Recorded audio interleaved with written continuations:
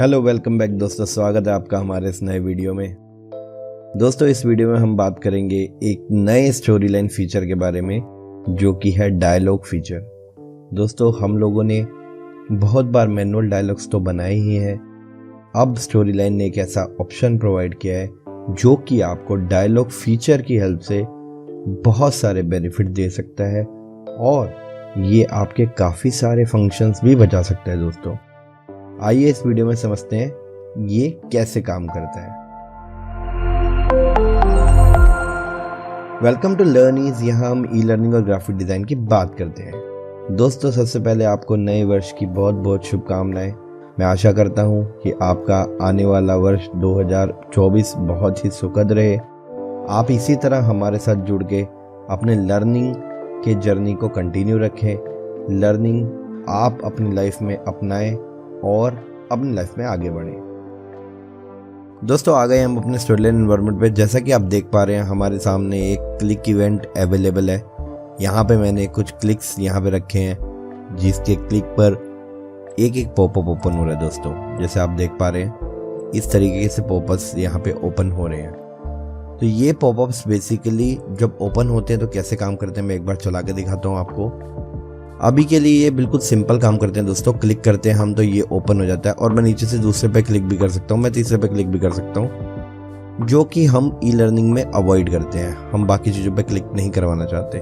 Close button भी available है but still मैं नीचे क्लिक कर पा रहा हूँ। यहाँ पे क्या करते हैं दोस्तों, हम एक नीचे पीछे एक ब्लैक कलर का पैच रखते हैं जिससे हम चीज़ों को हल्का डिम कर देते हैं और उसको डिम करने के बाद हम बाकी सारे बटन्स को भी रिस्ट्रिक्ट कर देते हैं। तो पहले समझते हैं अभी तक ये फीचर को हम कैसे इस्तेमाल करते थे। दोस्तों हम लोग क्या करते थे, यहाँ पे जाके यहाँ पे एक रेक्टेंगल बना लेते थे अपने स्क्रीन साइज के हिसाब का। जैसे कि मेरा स्क्रीन 1920x1080 है, मैंने सेम साइज का एक पैच बना लिया। इसको मैं ब्लैक रखता हूँ। उसके बाद इसकी ट्रांसपेरेंसी को थोड़ा मैं अपने हिसाब से ट्विक कर देता हूँ। ट्रांसपेरेंसी को यहाँ से मैं 50 कर दिया मान लीजिए। इस पैच को दोस्तों हम सेंड टू बैक कर देते थे और ऐसे हम पैच बनाया करते थे। आप देखिए नीचे के बटन डिसेबल हो चुके हैं और ये एज अ डायलॉग ऊपर से आ गया है और ऊपर मेरा ये फीचर अवेलेबल है। इसको क्लोज करूंगा तो वापस मैं फिर से क्लिक करूंगा तो ऊपर ये पैच आ जाएगा। ये तो हो गया ट्रेडिशनल मेथड दोस्तों, जो हम पहले इस्तेमाल करते थे, जिससे हम अपनी ये सारी चीज़ों को ढकते थे। अब स्टोरी लाइन ने एक ऐसा फीचर दे दिया है दोस्तों, हालांकि ये भी बहुत लंबा काम नहीं था बट स्टिल स्टोरी लाइन ने एक फीचर प्रोवाइड किया है। यहाँ पे जब आप इस लेयर के सेटिंग में जाते हैं दोस्तों, यहाँ पे आपको एक बिहेवियर का ऑप्शन दे दिया है। ये एक लेयर का बिहेवियर है दोस्तों कि लेयर का बिहेवियर किस तरीके से काम करेगा, एज अ लेयर काम करेगा या एज अ डायलॉग बॉक्स काम करेगा। डायलॉग एक नया फीचर यहाँ पे दे दिया गया दोस्तों। डायलॉग क्या करता है, बेसिकली जब आप डायलॉग पे क्लिक करोगे, क्लोज करोगे तो क्या करेगा, पीछे ऑटोमेटिकली बैकग्राउंड को ब्लैक कर देगा।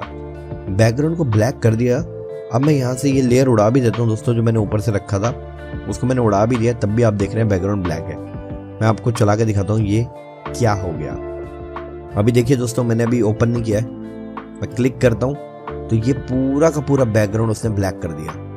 इस पूरे के पूरे बैकग्राउंड को ब्लैक करके, मतलब अगर आपने कोई भी चीज़ें GUI में रखी हैं, मास्टर में रखी हैं, कहीं पे भी रखी हैं, उस पूरे को ओवरले करके ये एक डायलॉग की तरीके से पैच लगा देता है, जो कि पैच लगाना पहले पॉसिबल नहीं था। स्टोरी लाइन के जो पिछले फीचर्स थे उसमें ये पॉसिबल नहीं था कि आप पूरे के पूरे विंडो पे पैच लगा पाओ। आप अपने वर्किंग एरिया पे पैच लगा सकते थे, क्यों, पहले ही फीचर ही नहीं था।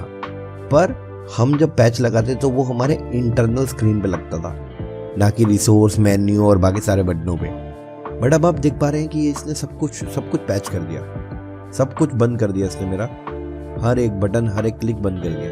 मैं यहाँ से क्लोज करूँगा, मैं वापस विंडो पे आ गया, अगले पे क्लिक करूँगा, यहाँ पे हमने पैच अप्लाई नहीं किया। अब आप देख पा रहे हैं पीछे मैं सब कुछ कर सकता हूँ। मैं रिसोर्स क्लिक कर सकता हूँ, मैं मेन्यू क्लिक कर सकता हूँ, मैं कुछ भी कर सकता हूँ और मेरे को सारे बटन्स एज इट इज दिखाई दे रहे हैं। दोस्तों ये एक तरीके का फीचर है जो कि आपकी स्क्रीन को फोर्स करता है।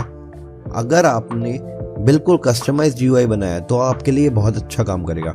ये सब तो नॉन कस्टमाइज्ड आइटम है।